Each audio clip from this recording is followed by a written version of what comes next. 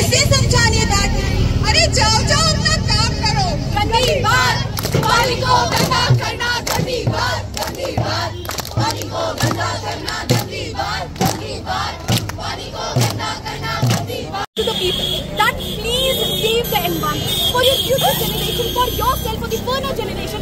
You are supposed to save your environment. The main agenda that we were doing here about the different pessimistic impacts that have been created by the human activities, like deforestation is there.